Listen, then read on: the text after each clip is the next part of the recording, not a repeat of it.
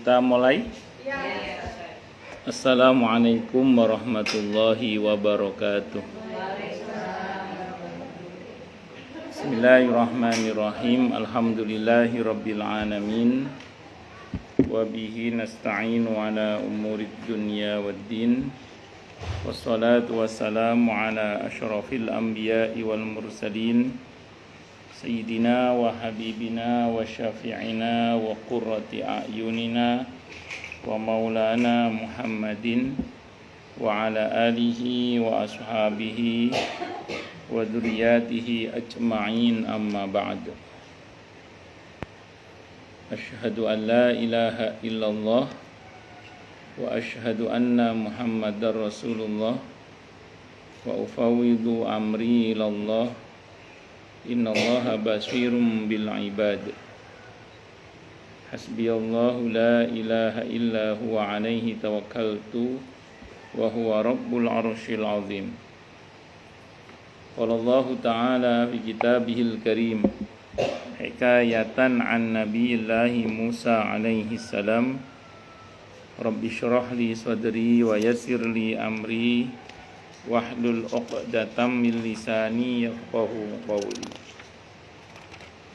Para asatidzah, para ibu-ibu sekalian, hafizani wa hafizakunallah, bil khusus segenap pengurus Majelis Taklim Sabila yang semoga pengurusnya dan jamaahnya Ibu Nani Winata beserta keluarga besarnya dan kita semua semoga selalu dalam naungan rahmat, barokah, perlindungan serta bimbingan Allah Subhanahu wa taala. Amin Allahumma amin insyaallah.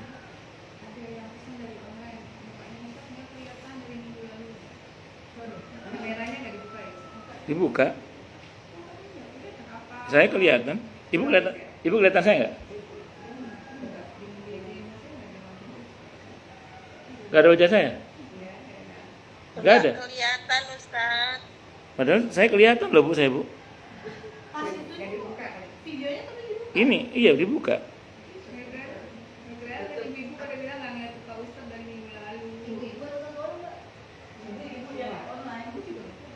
Gak kelihatan. Gak ada namanya Subhan, gak ada. Tapi wajah saya gak ada. Ini di saya ada wajah saya, kelihatan wajah saya. Yang gambar yang kecilnya itu yang di bawah, yang kan kalau dinyalain. Kecil mana Bu? Video itu tanda video. Kelihatan gak Bu kalau gini?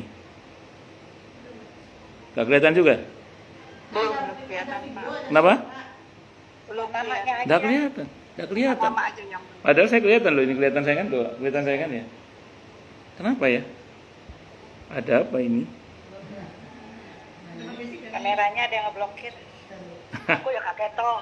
Lo udah ketok pisan jadi ini. Ada sih di saya juga tuh. Loh. Cuma namanya cuma M aja. M aja. Oh, padahal saya ada loh ini. Ada Dari just Selasa kemarin. dari Selasa kemarin itu loh. Bunganya. Loh, kenapa ini? Besar gitu. Ya saya enggak tahu Bu, saya enggak ngerti teknologinya ini. Kameranya tapi dibuka. Buka. Ini mau saya kelihatan, kalau enggak kelihatan kan? Iya dari HP Iya. Ustaz ada. Iya. Iya, agak sentimen ke saya kali ini Google Meet ini. Kita doakan semoga pengurusnya dan jamaahnya Ibu Nani Winata beserta keluarga besarnya dan kita semua ya, semoga selalu dalam naungan rahmat, barokah, perlindungan serta bimbingan Allah Subhanahu wa taala. Amin Allahumma amin insyaallah. Dan tentu saya doakan semoga kemuliaan ibu sekalian selalu dijaga dan ditingkatkan terus oleh Allah Subhanahu wa taala. Tidak apa-apa, sebagai seorang muslimah, sebagai seorang istri, sebagai seorang ibu, dunia hingga syurga. Amin Allahumma amin insyaallah. Allahumma inna nas'aluka ilman nafi'a wa rizqan thayyiba wa amalan mutaqabbala wa fatahallahu lana futuhal arifin. Allahumma inna na'udzubika min ilmin la yanfa' wa amalin la yurfa'. Wa qalbi la yakhsha wa du'a ila yusma. Nggih monggo. Allahumma ati anfusana taqwaha wa zakkiha anta khairu man zakkaha anta waliyuha wa maulaha. HP ini bukan? Bunani udah dimasukin pakai HP saya aja. Mau pakai HP-nya Bu Anu? Enggak apa-apa, tapi kan mesti biar tinggal gitu. Coba. Ini ya itu dibenerin tapi kali maaf. Gitu. Bisa? Enggak. Ini loh ini. Kalau ini kelihatan wajah saya. Kalau yang pakai Budi ini kelihatan nggak wajah saya? Kelihatan? Nggak kelihatan juga? Enggak, sekarang Mbak Dini bisa nggak? Kalau Mbak Dini Iya bisa. Budi ini itu pindah bisa, itu bisa, pindah bisa. Udah bisa itu pindah itu. Ya. Udah bisa, pindah udah bisa. Oh, diapain namanya? ternyata Nggak ini. Yes, kan?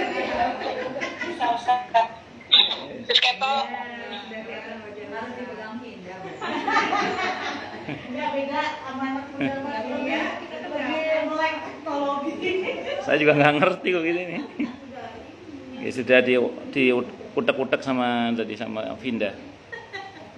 Bismillahirrahmanirrahim. Pernikahannya dengan Zaid ibn Harisah radhiyallahu an. Zaid bin Harisah radhiyallahu an ini anak angkatnya Rasulullah Muhammad sallallahu alaihi wasallam. Saking dekatnya dengan Nabi itu sampai orang-orang itu nyebut Zaid ibn Muhammad, Zaid putranya Muhammad. Tapi oleh Allah dilarang, tidak boleh. Karena kalau ibn itu berarti anak kandung. Kalau disebut Zaid anaknya Nabi Muhammad SAW pakai ibn berarti anak kandung. Kalau ibn itu sama dengan menuduh Nabi telah berbuat yang nggak benar dengan ibunya Zaid, karena kan bukan anak kan, karena Nabi tidak pernah menikah dengan ibunya kan kalau disebut dengan ibn itu. Makanya dalam Islam tidak boleh kita itu mengebinkan seseorang kepada yang bukan bapak kandungnya, karena itu sama dengan menuduh dia berbuat zina dengan ibunya itu. Nah, maka dalam Islam tidak boleh. Tapi kalau tuntutan kayak anak adopsi itu, kalau tuntutan bagaimana? Ya, yang penting di kenyataannya jangan sampai dikaburkan nasabnya gitu. Iya, itu hanya tuntutan administrasi aja. Iya, makanya itu, ya itu tuntutan. Ya, gini aja, di kenyataannya tetap diberitahukan bahwa dia bukan anak kandungnya. Ini hanya lebih kepada tuntutan administrasi aja. Itu seperti itu. Kayak saya punya jamaah itu, orang Pertamina beliau. Di administrasinya semuanya itu bapaknya bapak angkatnya. Ketika mau menikah, negara kan tidak mau tahu ya negara itu. Karena walinya kan bapaknya yang angkat itu. Maka kemudian beliau nikah dulu secara agama. Nikah dulu secara agama sebelum nikah resmi menurut negara. Karena kan kalau menurut negara sahnya kan bapak angkatnya itu yang di atas hitam di atas putihnya itu. Tapi secara agama kan dia nggak sah menjadi wali kalau sebagai wali bapak kandung ya. Kecuali dia wali hakim, itu mungkin masih bisa. Itu seperti itu. Atau dia ditunjuk oleh wali asli, bapak aslinya nunjuk dia gitu. Nah saat itu pandemi bapak aslinya tidak bisa dihubungi dan sulit dihubungi orang Lampung apa gimana itu. Nah, nggih.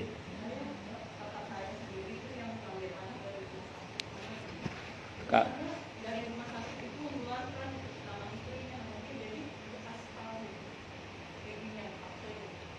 Akte Kelahirannya udah atas nama ibu adopsinya gitu. oh gitu terus ya harusnya kalau dalam Islam sih gini Bu.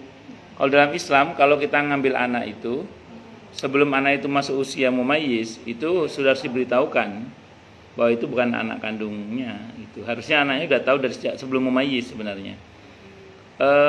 Kebanyakan orang kan terlambat ya, sudah besar akhirnya nggak enak mau memberitahu, nggak siap mental mau memberitahu, ya macam-macam lah kejadian. Di Kemang Pratama itu pernah ada kejadian, naudzubillah min dzalik dalik ya, baru diberitahu itu dia anaknya usia SMA, stres anaknya itu, sampai akhirnya minggat selama 2 pekan. Terus setelah itu dia pulang-pulang kena narkoba sampai meninggal. Naudzubillah min dzalik.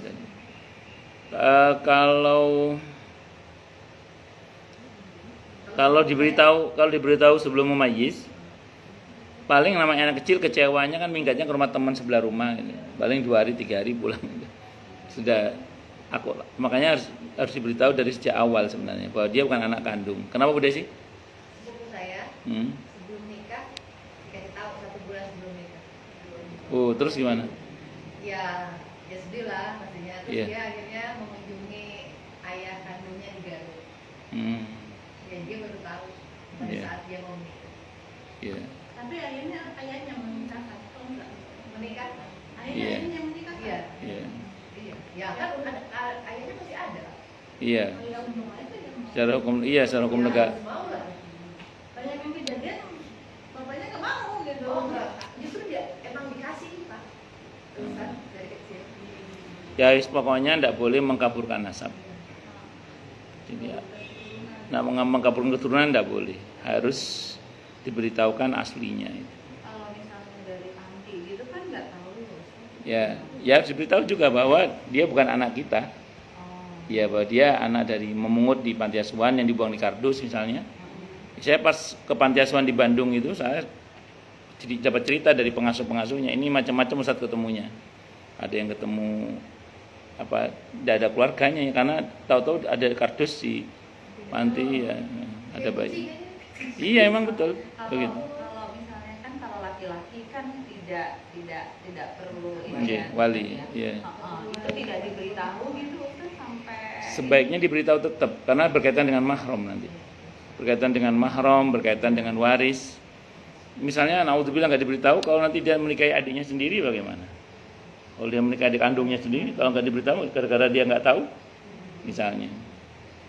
Waris juga dia nggak tahu. Iya, makanya harus diberitahu. Makanya dalam Islam itu tidak boleh mengkaburkan nasab itu. Nggak dapat tapi dia dihibah dari orang tuanya bisa kan? Kalau waris, kalau semasa hidup orang tuanya bisa. Kalau orang tuanya meninggal kan tidak dapat hibah, dapatnya waris. Iya. Waktu memberikan itu si orang tua masih ada. Kayak kakak saya sekarang masih ada. Hibah tidak apa-apa kalau hibah tidak apa-apa. Hibah boleh. Kalau hibah tidak apa-apa.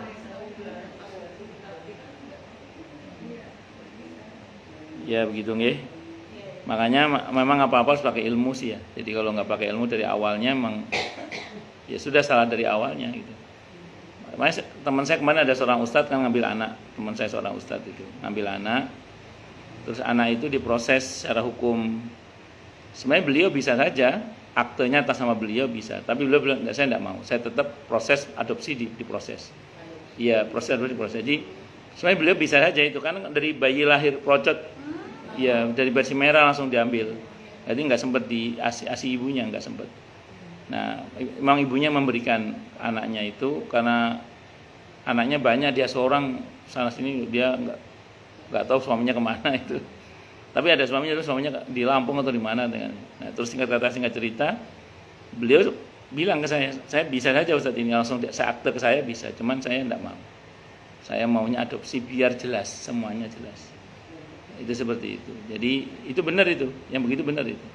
Jadi biar semuanya jelas. Atau dari awal memang diperjelas sama anak itu, walaupun administrasinya seperti yang Ibu bilang tadi, tahu-tahu dari pihak rumah sakit sudah diaktekan atas nama bapak adopsinya misalnya. Ya ada apa? Pak ini diberitahu. Usia berapa ya Ustaz? Kalau terlalu kecil kan dia belum ngerti. Ya. Usia sebelum memayyiz. Memayyiz itu usia 7 tahun. 7 tahun ke atas. Jadi usia 7 tahun itu udah di mana dia mulai diperintah sholat, di mana dia mulai diperintah untuk mulai diberitahukan. Itu mulai diberitahukan.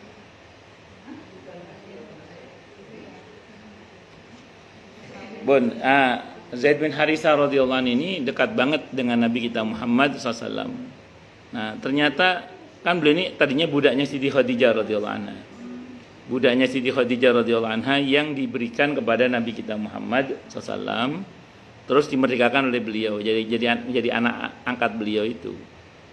Nah, suatu saat baru diketahui ternyata Zaid bin Harisah radhiyallahu anhu ini beliau itu sebenarnya putra mahkota sebenarnya. Jadi kerajaannya itu kalah perang, kaumnya itu kalah perang, dia jadi tawanan.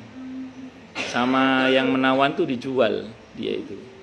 Termasuk yang beli adalah Siti Khadijah radhiyallahu anha itu. Kalau nggak salah orang ini kan? Kulit hitam. Kulit hitam. Ya, satu Berarti kerajaannya di Afrika sana. Afrika situ ya. Singkat cerita, keluarganya itu mencari ketika kerajaannya udah menang kembali itu dicari putra mahkotanya. Ketemulah itu Zaid bin Harithah radhiyallahu anhu ada di Madinah kan. Ketemu di Madinah itu. Saya lupa masih di Mekah atau di Madinah, saya lupa itu ketemunya itu. Maka kemudian keluarganya menemui putra mahkotanya ini kan. Cung pulang ke kaummu ya. Ya kan yang nemui kan paman-pamannya kan. Ya. Cung balik ke kaummu, ayo jadi raja di sana. Terus kemudian kata Zaid bin Harithah radhiyallahu anhu, saya tidak mau kecuali Nabi mengizinkan. Terus beliau para paman-paman sowan kepada Nabi kita Muhammad SAW. Kata Nabi, ya terserah Zaid bin Harithah saja, kata Nabi. Akhirnya aukamakal, bagaimana Zaid bin Harithah? Pilihannya kan jadi anak angkatnya Nabi kita Muhammad SAW atau menjadi raja kan. Kata Zaid bin Harithah, saya pilih jadi anak angkatnya Rasulullah Muhammad SAW. Tidak mau jadi raja. Karena itu kebayang ya bagaimana Nabi itu sayangnya kepada Zaid bin Harithah radhiyallahu. Kan julukannya kan kekasihnya Nabi itu. Salah satu sahabat kinasihnya Nabi kan Zaid bin Harithah radhiyallahu anhu. Nanti putranya Usama bin Zaid bin Harithah radhiyallahu anhuma itu juga sahabat kesayangannya Rasulullah Muhammad sallallahu alaihi wasallam. Itu ya kebayang bagaimana muasyarahnya Nabi dengan sesama itu ya. Begitu indahnya sampai dia lebih memilih bersama dengan bapak angkatnya daripada raja dan keluarganya sendiri. Ya. Itu seperti itu. Itulah Rasulullah Muhammad sallallahu alaihi wasallam. Dan itu nanti dicontoh oleh para sahabat-sahabat Nabi, bagaimana sikap para sahabat Nabi itu luar biasa kepada sesamanya. Saya pernah baca ya. Salah satu murid Abdullah bin Umar radhiyallahu anhu bercerita, saya pernah beberapa hari sengaja khidmah melayani Abdullah bin Umar radhiyallahu anhu. Begitu rendah hatinya beliau. Yang terjadi bukannya saya melayani beliau, yang terjadi beliau melayani saya malah. Itu saking rendah hatinya Abdullah bin Umar radhiyallahu anhu. Masya Allah. Nah, itu sikap-sikap seperti itu yang mungkin tidak semua orang memiliki ya. Dan itu dimiliki oleh Rasulullah Muhammad sallallahu alaihi wasallam dan para sahabat-sahabatnya radhiyallahu anhum. Rasulullah Muhammad sallallahu alaihi wasallam menikahkannya dengan Zaid bin Harithah radhiyallahu an. Sebenarnya Zainab radhiyallahu anha membenci pernikahan itu, enggak senang sebenarnya. Abdullah radhiyallahu an, saudara lelakinya sebenarnya juga tidak suka saudara perempuannya yang bermartabat tinggi dan mulia itu menikah dengan seorang lelaki bekas budak. Akan tetapi akhirnya turunlah firman Allah Ta'ala yang artinya tidak pantas bagi seorang mukmin atau mukminah apabila Allah dan Rasulnya telah memutuskan suatu putusan bahwa mereka memiliki pilihan lain dalam urusan mereka.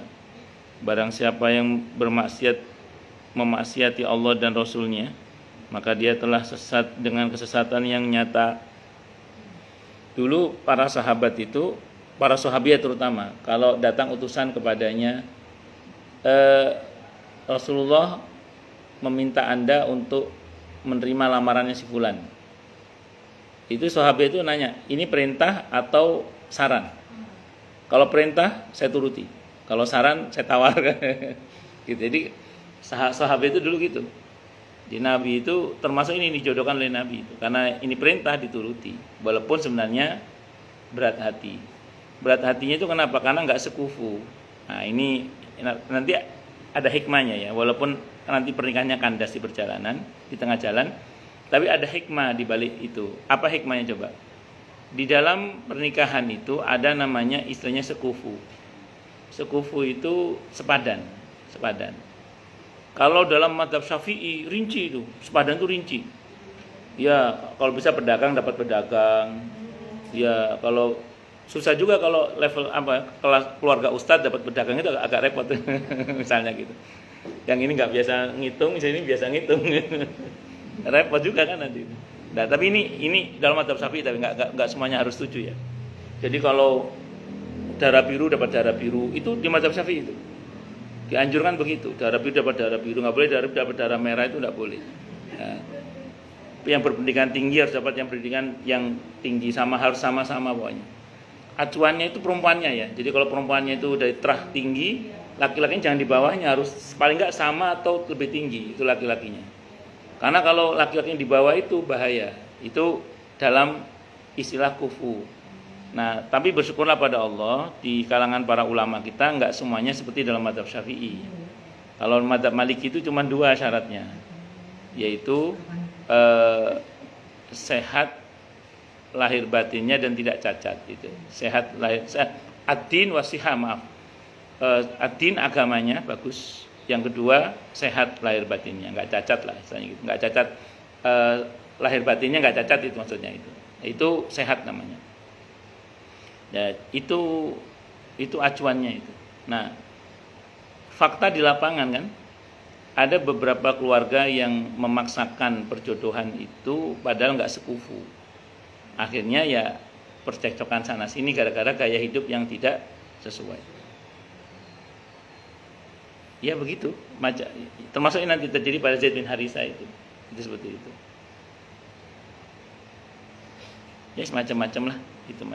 Latar belakang keluarga, makanya dalam Islam kan latar belakang keluarga tetap harus diperhatikan. Itu.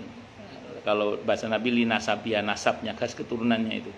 Ini keturunan bagaimana? Kira-kira kalau saya sering diminta pertimbangan orang itu gini, sampean cocok sama calon suami sampean ini, cocok.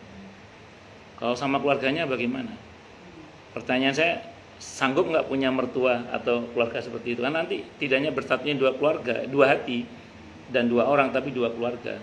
Sama sanggup nggak punya? Itu. Ada beberapa akhirnya dibatalkan pertunangannya itu. Itu ya. Saya cuma ngasih pertimbangan aja, saya nggak nyuruh batalin. Beberapa akhirnya dibatalkan. Kadang-kadang nggak siap itu, nggak siap. Nggak. Ya kadang qadarullah ya, dengan izin Allah itu kadang Allah tampakkan sesuatu yang kemudian akhirnya nggak jadi lanjut gitu. Allah tampakkan gitu. Jadi ya semua Allah yang punya kuasa. Jadi iya, kenapa? Ya kan dapat orang Makassar, Iya. kamu dapat Iya. orang sana Iya. dengan budaya yang berbeda sekali Iya, kan iya. dengan kita. Terus Makanya akhirnya kata satu harus dari keluarga bawa, pengusaha lagi. sudah nikah harus dibawa Iya. biar dia istilahnya dicabut dari akar-akarnya Iya, istilahnya. iya. Karena kalau bapaknya itu memang tetap budaya sana gitu ya. Mhm. Ya itu ya alhamdulillah bisa menerima dengan perbedaan itu. Iya. Ya, Ya, tapi memang pernikahan itu belajar terus menerus sih. iya. Iya. Pun lanjut. Tapi minimal kalau sekufu itu meminimalisir konflik lah. Jadi kalau sekufu itu meminimalisir konflik gitu. Zainab radhiyallahu an pun bersedia menikah dengan Zaid bin Harisa radhiyallahu an karena taat kepada perintah Allah dan Rasulnya Muhammad sallallahu alaihi wasallam, dan untuk meneguhkan landasan kesetaraan Islam yang menyetarakan seorang majikan dengan budak. Dalam pandangan Islam, tiada kelebihan seorang atas orang lain kecuali karena ketakwaannya. Sesungguhnya yang paling mulia di antara kalian di hadapan Allah adalah yang paling bertakwa dari kalian. Inna akramakum indallahi atqakum. Itu di Al-Hujurat ayat 13. Jadi Nabi ingin menunjukkan bahwa tinggi rendah seorang di hadapan Allah itu ukurannya bukan warna kulit, bukan suku bangsa, bukan jenis kelamin, bukan ekonomi, tapi takwa itu. Walaupun demikian, Ibu Mas Sunda ya, Ibu Sunda ya. Saya sudah. Iya. Saya juga Akan pernah. beda banget gitu sudah sama. Saya pernah gini. Ini yang saya pernah diminta untuk menjadi hakam ya, penengah di antara konflik suami istri. Jadi si suaminya ini tradisinya Medan dia. Si istrinya Sunda, Sundanya Sunda halus. Sunda halus. Bukan lembut tapi Sunda halus. Nah, suatu saat begitu nikah kan suaminya kan kalau ngomong orang Medan kan ceplas-ceplos gitu. Makan hati rupanya. makan hati nggak tahan, gugat cerai sama suaminya. Gugat cerai. Padahal suaminya itu bukan jahat, memang ngomongnya ceplas-ceplos. Rupanya iya si istrinya tipe alusan. Jadi bukan tipe basuh urat, basuh alus. Jadi singkat cerita akhirnya hampir cerai saat itu. Saya diminta jadi hakam, saya datang saat itu dengan sebagai wakil pihak keluarga pria atau ada wakil pihak keluarga wanita. Alhamdulillah niatnya baik, dicabut gugatan cerainya itu.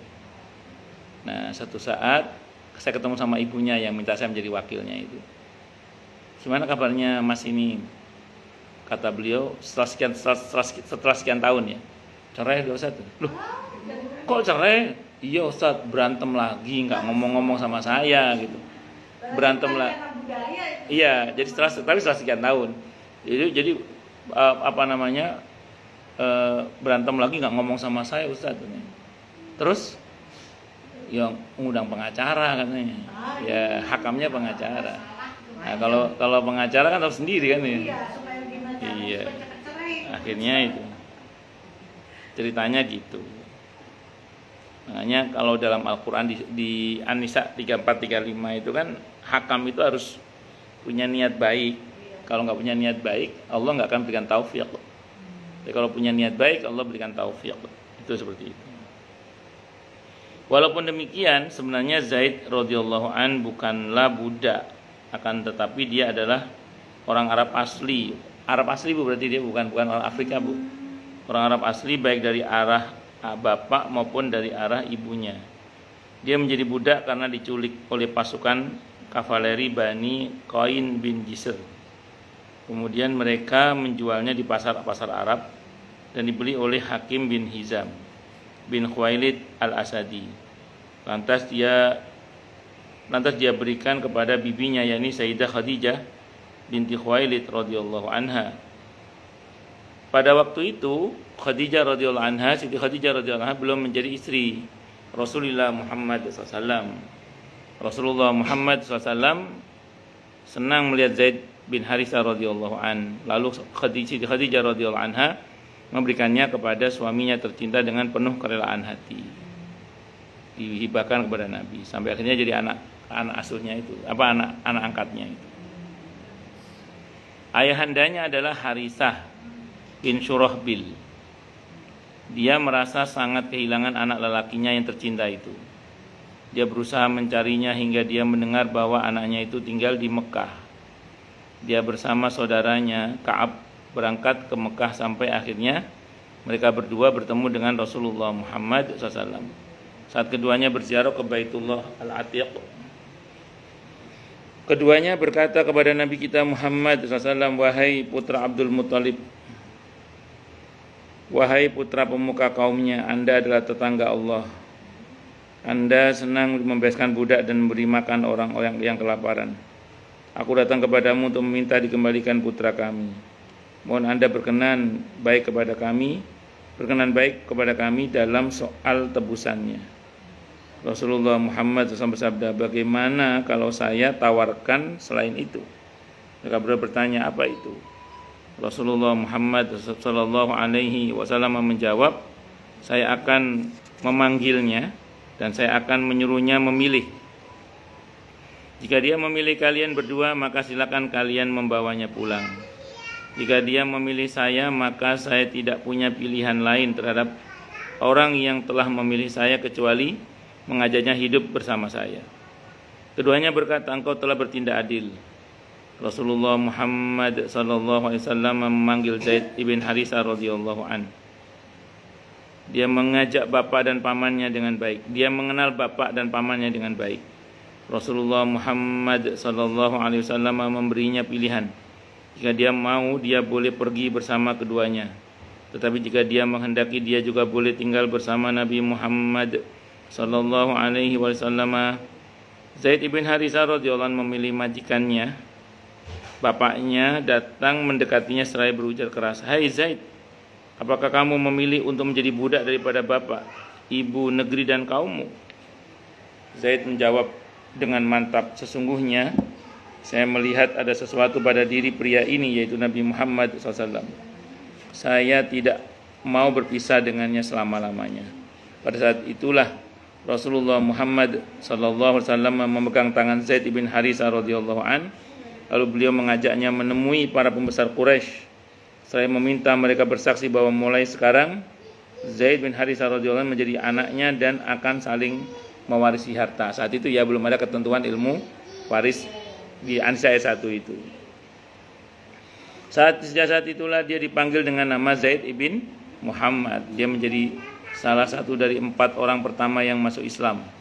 Ketika Nabi Muhammad sallallahu alaihi wasallam mempersaudarakan sahabat beliau dari Al-Muhajirin, maka Zaid mempersaudarakan radhiyallahu an bersaudarakan dengan Hamzah ibn Abdul Muthalib Al-Hashimi.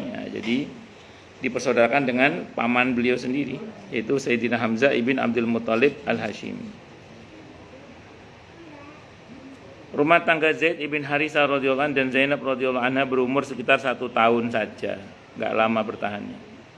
Setelah itu mulai muncullah berbagai percekcokan dan perseteruan internal di antara mereka berdua yang mengeruhkan kejernihan kehidupan mereka. Agar Allah menetapkan perintahnya dengan sebenar-benarnya, setiap kali Zaid mengadukan istrinya kepada Rasulullah Muhammad SAW, beliau selalu bersabda, pertahankanlah istrimu dan bertakwalah kamu kepada Allah. Sebenarnya Nabi berkata begitu itu, Nabi sudah dapat bocoran dari Allah sebenarnya. Nabi sudah dapat bocoran dari Allah bahwa Zaid bin Harithah radhiyallahu anhu akan cerai dengan istrinya. Tapi walaupun sudah ada bocoran takdir, Nabi tetap menasihatkan pertahankan dan bertakwalah kepada Allah. Bisa dipahami maksudnya ya? Jadi Nabi itu memahami memahami bahwa tetap semua harus berproses sesuai dengan aturan walaupun sudah ada bocoran takdir gitu.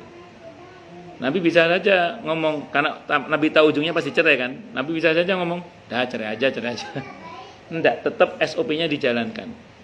Saya pribadi itu ketika ada orang konsultasi masalah pernikahan itu, sering saya nasihati gini, kalau masih bisa diperbaikilah, saya bilang. Kalau masih bisa diajak baik, ya diajak baik dulu lah, saya bilang gitu. Kalau masih bisa dipertahankanlah, saya bilang gitu.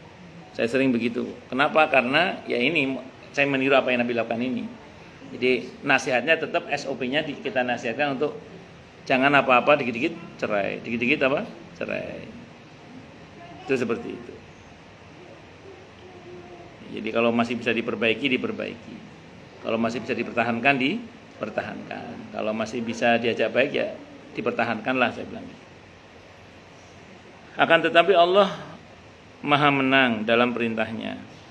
Allah Subhanahu wa taala menghendaki untuk membatalkan adat pengangkatan anak atau adopsi dan mengharamkannya. Ini dalam artian adopsi yang dikaburkan nasab kayak bin tadi ya, ibin tadi itu. Karena orang Arab sebelum datangnya Islam itu melarang seorang menikahi mantan istri anak angkat mereka. Walaupun mereka bukanlah anak kandung mereka, akan tetapi hanya karena tradisi jahiliyah yang mungkar itu harus dihentikan dengan tegas. Ini adalah ujian yang sangat berat bagi Rasulullah Muhammad SAW yang dicela oleh Rabb-nya dengan firman-Nya. Ini terjemahnya kurang pas, ditegur lebih tepatnya itu. Ini bahasanya bukan dicela, ditegur oleh Allah. Dan Nabi harus pernah salah ya, supaya Nabi itu tidak dituhankan. Yang satu, yang kedua kesalahan Nabi ujungnya benar gitu aja punya. Dengan firman-Nya dan yang artinya dan kamu menyembunyikan di dalam dirimu sesuatu yang Allah menampakkannya. Kamu takut kepada manusia, sedang Allah itu lebih berhak untuk kamu takuti, untuk kamu takut kepadanya. Nabi itu kalau bahasa sederhananya menjaga perasaannya Zaid bin Harithah radhiyallahu anhu. Ya mosok langsung belak-belakan ngomong, Zaid, takdirmu cerai kok.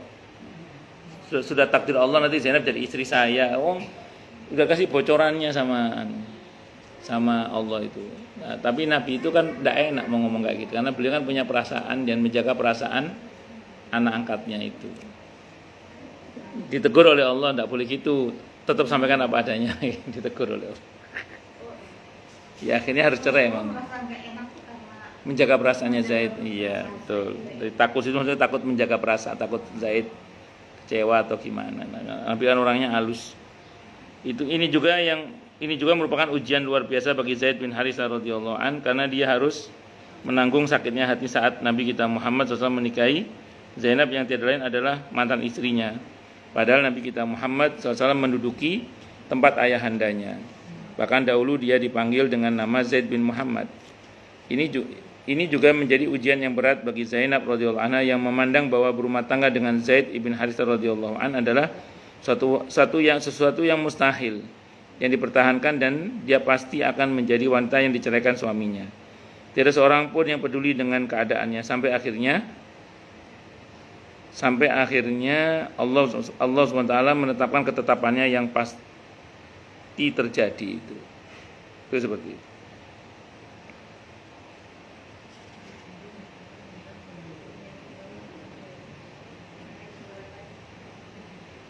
Sebentar nih.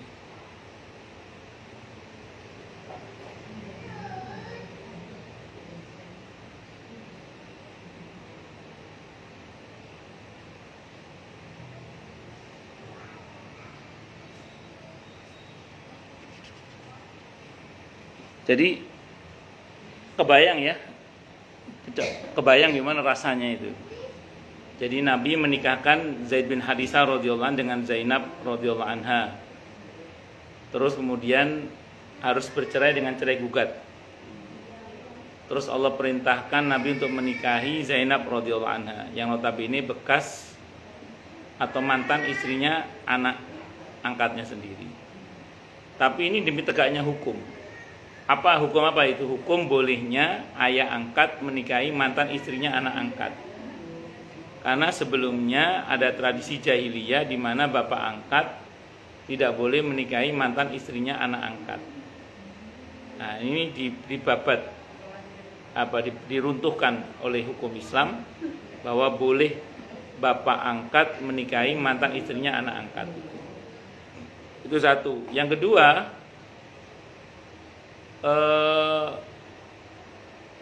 dalam Islam itu supaya diberitahukan bahwa anak angkat itu bukan mahram. Nah, sehingga istrinya ya otomatis tidak mahram kepada bapak angkatnya. Beda dengan kalau dari anak kandung. Kayak Rama kan nikah sama Bulan. Jadi sama Pak Aswin, Bulan itu mahram selamanya. Ya, saya doakan pernikahannya langgeng sampai surga ya, amin. Ini tidak boleh apa? Secara karena mahram boleh sebenarnya, tapi begini, sebaiknya kalau kan mahram ada dua mahram Bu ya, ada mahram bin nasab, ada mahram bisabab. Ada mahram karena hubungan darah, ada yang mahram karena sebab. Nah, yang karena sebab itu walaupun secara hukum boleh memahram ya, cuman sebaiknya tetap berpakaian yang pantas. Ya, jadi ya kalau memang sekiranya enaknya berjilbab aja. Kalau sekiranya santai ya tidak apa-apa gitu. Jadi kalau sekiranya enaknya berjilbab aja. Misalnya contoh gini misalnya, bapak sampai ibu datang ke rumahnya Rama misalnya gitu. Bulan buru-buru buka nggak pakai jilbab dulu, mana? Nggak ada masalah. Terus nanti begitu menemui kok lebih enak berjilbab ya berjilbab lebih baik gitu. Kalau sama Rafi berarti nggak bisa ya? Jangan, karena ipar itu mahram muakkad, mahram sementara. Jadi ada kemungkinan bisa menjadi istri. Nah, kalau kepada ipar sebaiknya seharusnya menurut saya itu harus tetap menutup aurat. Kalau kepada ipar itu seperti itu. Karena itu mahramnya muakkad. Itu seperti itu. Ya wallahu a'lam bishawab.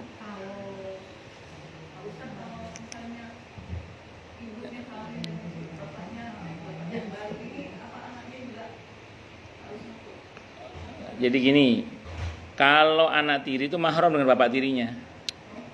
Anak tiri itu mahram dengan bapak tirinya. Anak tiri itu mahram dengan bapak tirinya. Siapa sini contohnya ya? Siapa yang nikah lagi siapa sini? Enggak maksudnya yang istrinya meninggal terus nikah lagi atau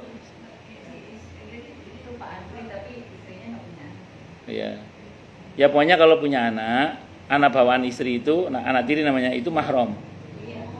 Mahram. Itu kalau jodoh berarti sama Bu Ya, Kuning ya. ya itu mahram. Berarti Anak sama tiri. mahram. Anak tiri mahram, tapi antar anak tiri bukan mahram. Antar anak tiri bukan mahram, tapi dengan enggak mahram boleh nikah. Iya. Boleh. Antar anak. Iya, makanya gini, misalnya suami bawa anak, istri bawa anak, enggak nikah. Anaknya saling naksir, nikah boleh, tidak apa-apa. Oh, jadi anak ini bisa menikah? Iya bisa.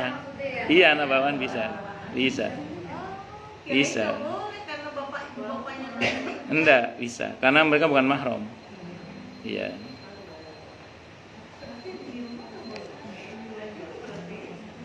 Ya pokoknya harus tahu batas itu aja sih.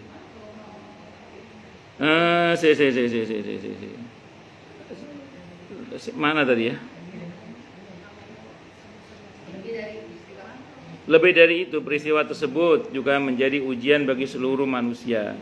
Diriwayatkan bahwa ketika Rasulullah Muhammad SAW menikahi Zainab radhiyallahu anha, orang-orang munafik berkomentar kasar terhadapnya. Mereka berkata, Muhammad menyatakan haramnya menikahi mantan menantu, tetapi dia sendiri menikahi mantan menantunya. Padahal bukan mantu asli kan. Tetapi Allah Ta'ala menurunkan, Muhammad itu bukanlah bapak dari seorang laki-laki pun di antara kalian. Dan seterusnya itu. Jadi Allah membatalkan bahwa nggak benar Zaid bin Muhammad itu nggak benar. Jadi Zaid bukan anak kandungnya Nabi Muhammad SAW. Sampai akhir ayat Allah juga berfirman yang artinya panggilan mereka dengan menyebut nama bapak-bapaknya. Jadi jangan Zaid bin Muhammad, Zaid bin Harisa. Itu lebih adil di sisi Allah. Al-Ahzab ayat 40 itu. Sejak saat itulah Zaid bin Harisa radhiyallahu anhu dipanggil dengan nama Zaid bin Harisa radhiyallahu anhu. Tadinya Zaid bin Muhammad, tidak boleh oleh Allah. Anas bin Malik radhiyallahu anhu berkata, "Lau kana Rasulullah sallallahu alaihi wasallam maka katiman syai'an lakatama hadi wa tukhfi fi nafsika ma Allah mubdi wa takhshan nas." Andai kata Rasulullah Muhammad SAW menyembunyikan ayat, niscaya beliau akan menyembunyikan ayat ini, yakni firman Allah Ta'ala, dan kamu menyembunyikan di dalam dirimu sesuatu yang Allah akan menyatakannya, dan kamu takut kepada manusia, sedangkan Allah itulah yang lebih berhak untuk kamu takuti. Tapi Nabi tidak pernah menyembunyikan satupun ayat. Semua disampaikan oleh Nabi kita Muhammad SAW tanpa menyembunyikannya. Bahwa Nabi menahannya itu bukan menahan dalam arti menyembunyikan, tapi lebih kepada cari momen yang tepat untuk menyampaikan itu. Tapi semua tersampaikan, nggak ada satupun ayat yang disembunyikan. Wallahu alam bishawab. Baik, silakan Bu yang mau tanya dulu. Tanya, protes, marah boleh silakan. Masalah atau masalah yang lain boleh. Kalau ada. Kalau nggak ada berarti jelas semua atau tidak jelas semua. Kenapa Bu? Ya Bu.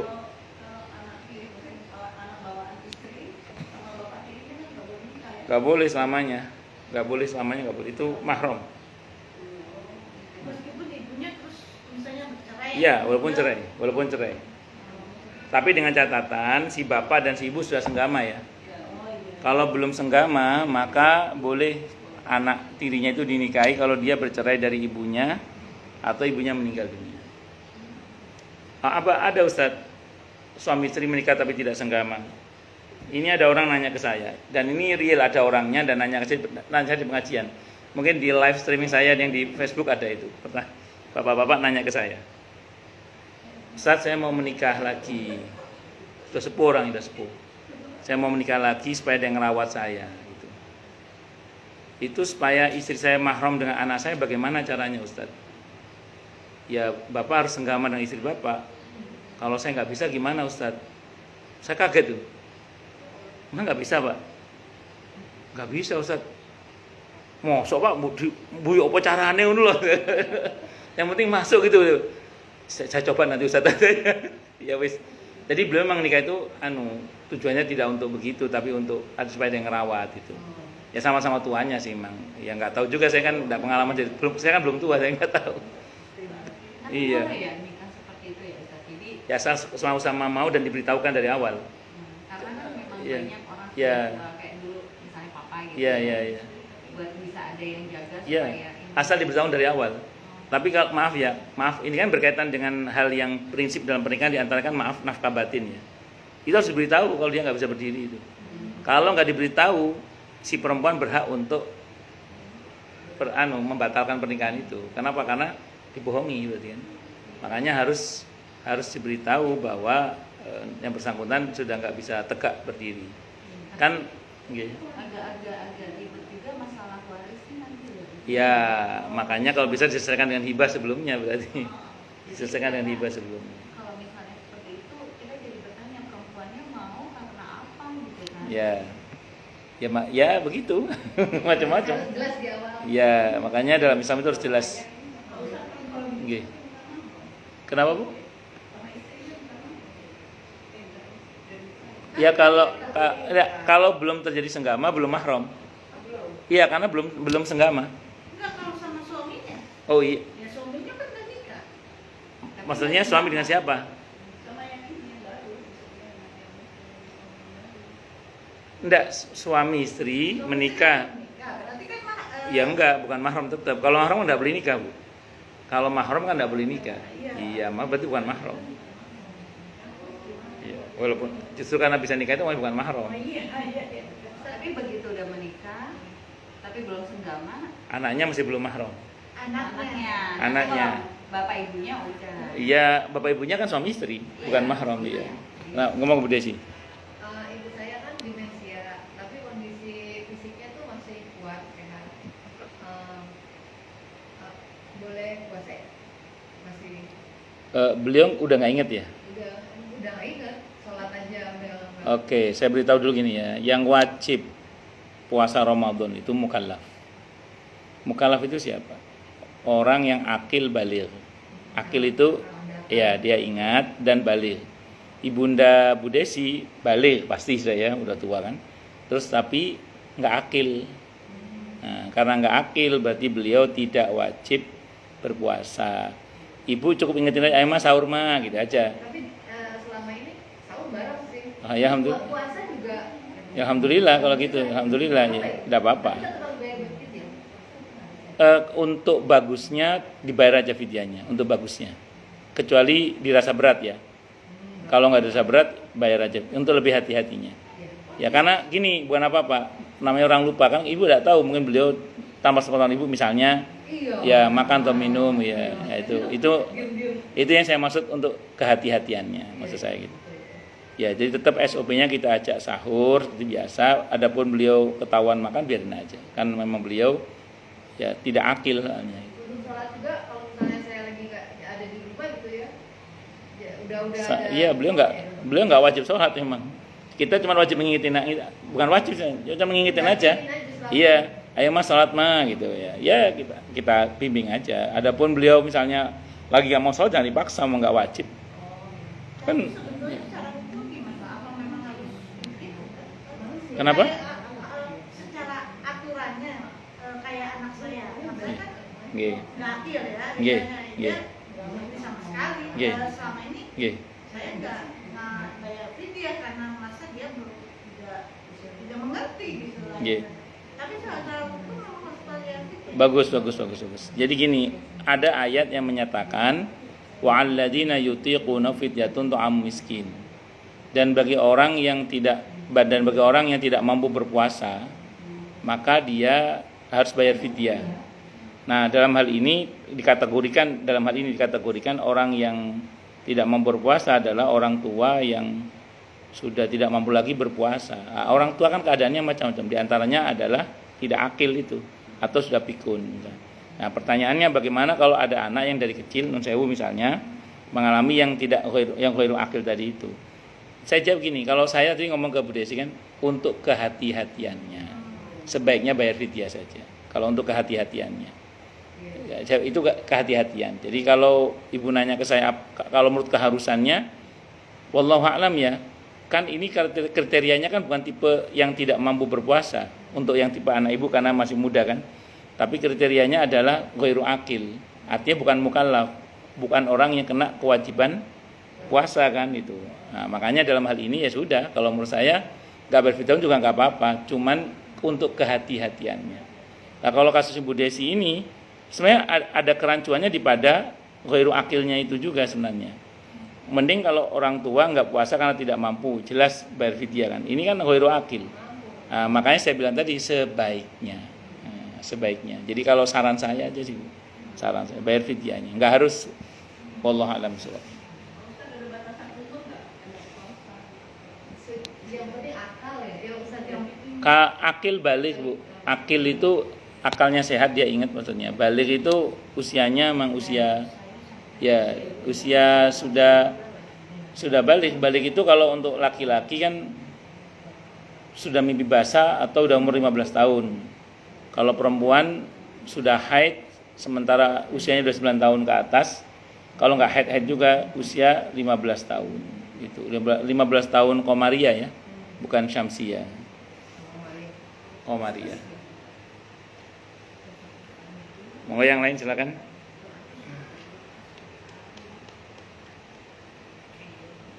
Jelas semua atau tidak jelas semua? Ustaz kan ada adik saya yang itu yang bayar video Assalamualaikum. Sebentar. Nggih, Ustaz. sik wonten sing tanglet. Ada yang naik dulu. Ada yang nggih manten iki. Ya namanya gimana? adik saya yang sudah ini laki-laki sih udah nggak bisa sholat, nggak bisa ini, nggak bisa puasa, sakit. Iya. Sakit di anak sama anaknya di Bayar fidyah. Iya, enggak apa-apa. Sakit itu ya, Bu ya. Apa? Sudah sudah enggak ingat juga sama? Enggak, ingat, masih ingat. Lah terus enggak puasa kenapa? Oh, enggak kuat puasa. Enggak kuat puasa. Oh ya, kalau enggak kuat puasa karena faktor usia berarti ya mungkin. Nah, walaupun Ibu masih kuat kalau Ibu ya. Alhamdulillah, Masya Allah. Ya sudah, enggak apa bayar fidyah itu. Oke Bu, monggo Bu Yayu. Mau tanya Pak Ustadz, Ye. seandainya ini sudah terjadi ya, anak kandung menikah dengan ibu tiri. Terus. Anak kandung menikah dengan ibu tiri, tadinya semua keluarga nggak tahu. Terus terakhir ini tahu. Begitu, tapi sampai belum punya anak gitu. Itu menikahnya itu kayaknya katanya sih di bawah tangan. Bawa meja. Ada pelengan lagi. Ya, Di bawah. kan tidak di antara ketentuan bagi orang yang menikah itu adalah si wanita itu tidak berstatus sebagai wanita yang dilarang untuk menikah dengan si laki-laki itu. Termasuk si laki-laki itu tidak berstatus sebagai orang yang dilarang menikah dengan perempuan itu. Nah, ini anak kandung dari si bapaknya yang menikahi ibu tirinya ini jelas tidak benar. Kenapa? Karena tidak memenuhi syarat itu. Berarti batil. Ada hal yang batil, ada yang nggak benar di situ. Nah, dalam kaidah fikih disebutkan al-butlanul asrafil hukmi. Sesuatu yang batal tidak punya implikasi hukum, berarti akad nikahnya batal dan tidak terjadi hukum suami istri. Berarti dia bukan cerai namanya, memang batal. Jadi batal sama cerai itu beda. Kalau jadi yang bersangkutan itu batal pernikahannya itu. Jadi harus pisah itu. Harus pisah sebagai suami istri. Itu memang saya pernah dapat curhatan yang sama seperti ini. Jadi ada suami istri menikah suami istri menikah terus dah lama suaminya meninggal, akhirnya ibunya dinikahi oleh anak kandungnya suaminya itu. Ya mungkin karena ibu tirinya telah masih muda kali ya. Ya memang masih muda kan. Iya, dinikahi oleh anak kandungnya si bapaknya. Tidak boleh itu. Tidak boleh. Tidak boleh apabila bapaknya sebelumnya sudah menyegamai ibunya ya. Kecuali enggak, siapa tahu kayak bapak tadi. Iya. Ya, siapa tahu. Makanya kalau kecuali ibunya, ya ini kecuali gini Bu, ibunya ngomong, "Oh, boleh bapakmu selama ambek aku perjuangan hidup atau harapan hidup misalnya." Ya berarti dia nggak pernah disentuh senggamai oleh ayahnya. Berarti boleh kalau itu. Ya, jadi harus dipastikan, harus diklarifikasi.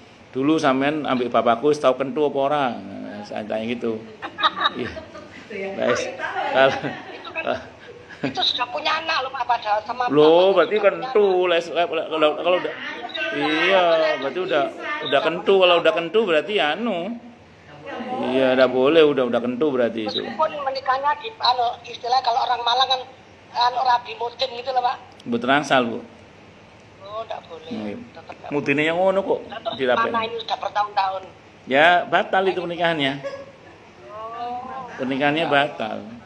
memang Eman, nggih batal, bukan cerai, batal pernikahannya. batal ya. Nggih. Boten sah pernikahan. Kalau sengaja terus nggih zina niku naudzubillah min dzalik. Iya, sudah bertahun-tahun.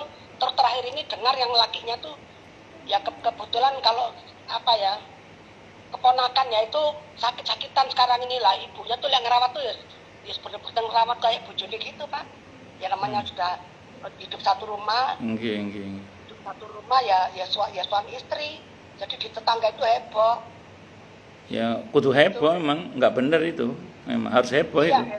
Harus Ya heboh. heboh karena apa namanya kayak ketangkep gitu loh pasti ngeran. Nggih, Bun. Kepergok gitu Berkah, loh Pak. nggih. Kepergok tetangga gitu ceritanya. Nggih. Digerebek. Iya gitu gerbek ya. Itu. Terus dia ceritakan aku sudah menikah. Terus ditanya sama Pak RT-nya saya sudah menikah kok secara siri gitu. Siri itu kan mungkin ya, secara siri. Nggih. Terus tetangga tole waduh wis kayak Pak RT gak bisa mutusi karena mereka berdua ya podo senengnya gitu loh Pak. Nggih. Itu tidak bisa banyak dilanjutkan nikah negara itu tidak bisa Pak ya, tetap haram ya. Ya kan secara agama nggak bener. Nanti kalau KUA-nya detail nanyanya kan juga nggak bisa bapak tirinya, ibu tirinya. Kecuali terbukti ibu tirinya itu tidak pernah disenggama oleh bapaknya, gitu aja sih. Iya, enggak kecuali kan secara hukum kecuali kalau terbukti gitu.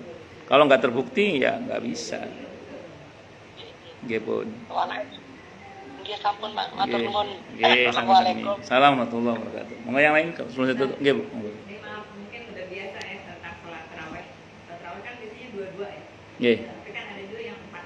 Ada. Nah, kalau yang empat itu pakai tahiyat awal atau enggak? Kalau kata Imam Nawawi boleh pakai tahiyat awal, boleh tidak. Cuman yang tetap semuanya di 4 rakaat itu Fatihah surat. Kalau kata Imam Nawawi boleh pakai 2 tahiyat, boleh 1, boleh. Nah, jadi sama. Ya, semua. Cuman yang lebih bagus sih 2 salam yang lebih bagus. Tapi boleh 4 langsung.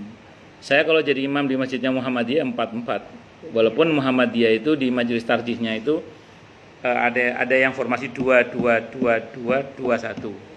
Nah, kalau yang 4-4-4-3 itu. Ya, saya di beberapa masjid itu. Ya, kalau di Masjid Muhammadiyah tapi ya. Ya, 4-4. Jadi boleh pakai tahiyat awal, boleh juga tidak gitu. Oke. Kalau rakaat keempat boleh Al-Fatihah aja. Kalau sunnah itu semuanya, kalau untuk sunnah itu Fatihah surah semuanya. Kalau untuk sunnah.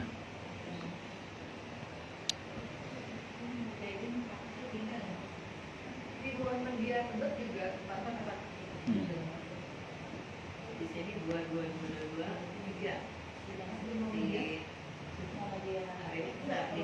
Rahman, nggih. 2-2-2. Ya 3. Pun cukup nggih.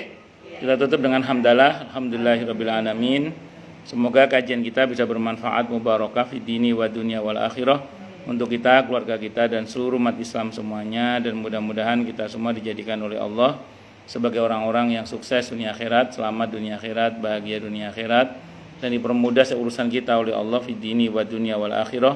Semoga Allah limpahkan hidayah selalu untuk kita, semoga Allah tingkatkan selalu hidayah untuk kita, dan semoga Allah berikan hidayah untuk siapapun yang melihat kita. Subhanakallahumma bihamdika asyhadu an la ilaha illa anta astaghfiruka wa atubu ilaik.